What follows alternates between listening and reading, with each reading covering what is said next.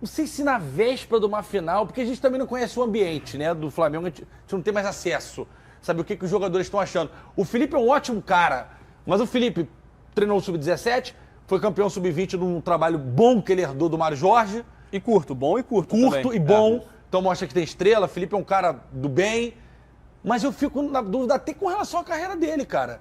Se o Flamengo toma 2 pedradas do Corinthians, se isso pode jogar uma mancha no Felipe Luiz, desnecessária de um cara que eu, Fernandão, assim como o Alex, que hoje está no Antalyaspor, começou todos os processos. O Alex ele fez um timaço na Copa São Paulo. Esqueci, foi pelo São Paulo, né? São Paulo. O Sub-20. Sub-20 do São Paulo. Teve proposta de time grande, ele falou, ainda não é a hora. Aí pegou o Avaí, se eu não me engano, com muito menos recursos, etc. Só jogou o estadual catarinense e saiu antes de começar. E foi pra Turquia e não foi pro time que ele é ídolo. Né? Porque ele quer, talvez o time também não o quisesse. E eu achei que o Felipe fosse nesse processo. Mas as circunstâncias, às vezes, como o Paiva assumiu o Vasco e hoje é um treinador que tá tranquilo na posição dele. Queria saber a opinião de vocês sobre isso. Se era. Esquece o Tite agora, tá? Já falamos. Se era o momento do Felipe assumir. GV, eu acredito que não. E ele pode ganhar. Pode ganhar o Corinthians, pode ganhar a final de Atlético ou Vasco, pode atropelar e ser campeão brasileiro. Pode acontecer sim. A gente sabe que isso é plausível dentro do futebol. Só que dentro de como a gente entende que o futebol tem que ser gerido, planejado e concluído, não é a melhor forma, até para ele se construir como treinador.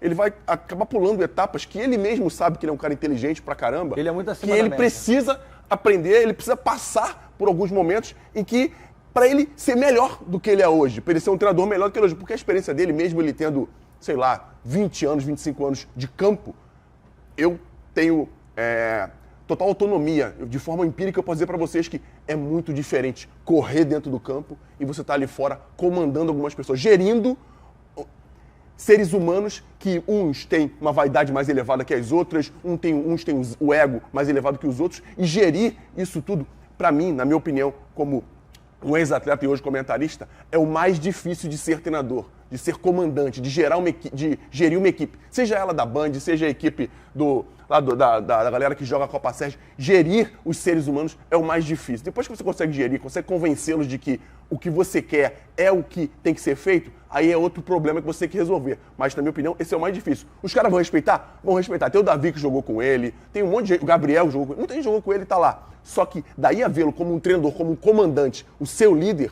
tem uma coisa muito diferente. E pode dar certo. 50% dá certo, 50% dá errado. Pode acontecer, mas é muito perigoso pro Felipe.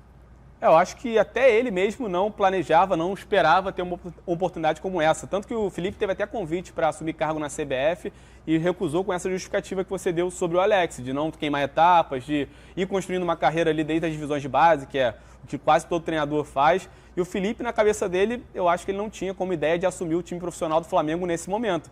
Mas é também isso que você citou, GV. Às vezes aparece a oportunidade quando a gente menos espera, e você tem que agarrar, mesmo não sendo no momento ideal, na forma ideal. Eu acho que é isso que o Felipe Luiz está fazendo. Como o Fernandão falou, ele conhece grande parte desse elenco. Inclusive, eu estou curioso para ver como vai ser o papel do Gabigol daqui para frente, porque o Gabigol era um dos caras mais próximos do Felipe Luiz, que é um cara que admira bastante o Gabigol, mas também parece um cara muito justo, até pelo trabalho dele nas divisões de base.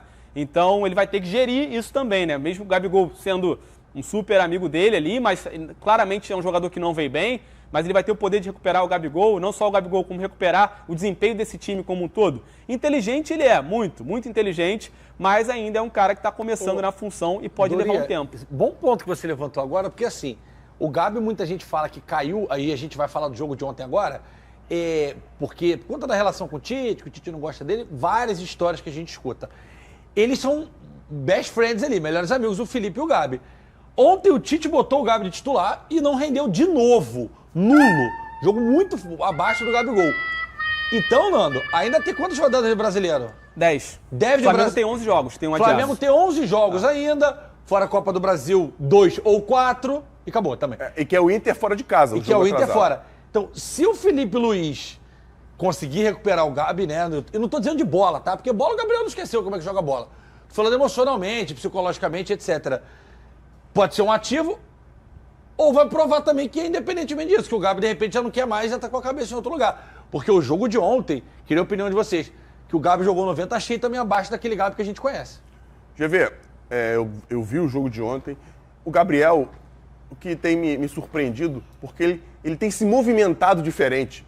A gente não tem visto o Gabriel criando oportunidades para ele mesmo. Eu sou um cara dos que mais defendeu o Gabriel, sendo aquele cara que constrói o lance tanto para você ou para o teu companheiro. As penetrações, os ataques ao espaço, coisa que o Gabriel fazia como ninguém aqui no Brasil. Eu não vi no jogo de ontem. Eu vi ele muito longe da área, saindo muito para construir o que ele fazia antes, mas com menos frequência. Hoje eu vejo pouco o Gabriel fazendo o chamado facão, né, que a gente costuma dizer, aquele ataque da diagonal, seja ele de dentro para fora, como de fora para dentro, para no mínimo chamar a atenção do adversário, para abrir espaço para os outros jogadores. A gente vê que os caras como a Arrascaeta, o próprio De La Cruz, que entrou no segundo tempo, não tem tido uma sintonia tão grande com o Gabriel como tinha anteriormente. O próprio Bruno Henrique, que jogou com ele, fizeram uma parceria maravilhosa durante um bom tempo, não conseguiram se sincronizar, não houve a sintonia que todo mundo esperava que tivesse.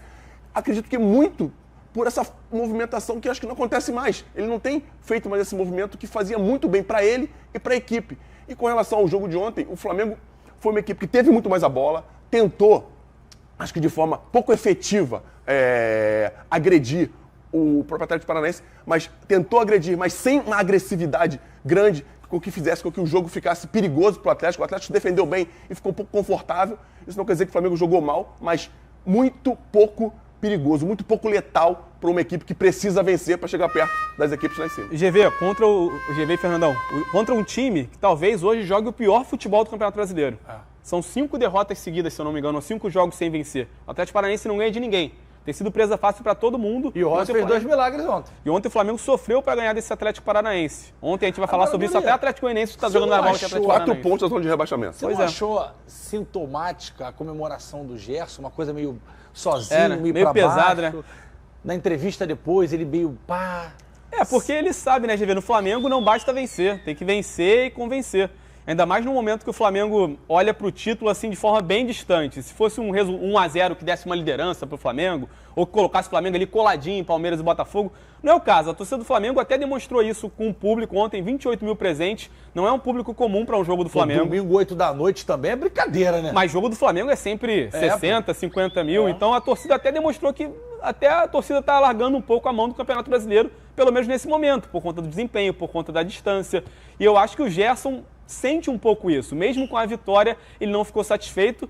E ele, inclusive, que pra mim é um dos poucos que está se salvando. Tá jogando muito nessa temporada. E joga todas num pouco ou inocente. Contra o Peñarol, o jogo de ida, foi o 40º jogo dele seguido. Sabe que aquilo ali? Marcão. E aí, Top dava um fubazinho pro moleque. Moleque, ó, cresceu forte. Fubazinho, Nestão. Olha lá, Gerson joga toda, não sente, não poupa nada. Valeu, Marcão, Top! Pô, GV, e a gente tem que lembrar que o Flamengo não vencia há muito tempo. O Flamengo perdeu pro Peñarol, empatou com o Peñarol, empatou com o Vasco. Vinha em uma sequência sem as vitórias. E a vitória de ontem, mesmo sendo difícil, porque é difícil jogar o Brasileiro, mesmo o Atlético sendo uma equipe com dificuldades para se reerguer, foi a equipe que já teve no G4, foi terceiro lugar do Campeonato Brasileiro, acho que foi até líder do Campeonato Brasileiro já, esse ano. Foi, em 79. Esse ano. É difícil jogar e o Flamengo venceu. O mais difícil tenha sido vencer o jogo. 3 pontinhos, pô. Claro! E você não vai vencer sempre jogando bem, mesmo que você venha não jogando tão bem já há algum tempo. É uma vitória. E mesmo assim, você frisou bem que os caras não pareciam relaxados com isso. Rapaz,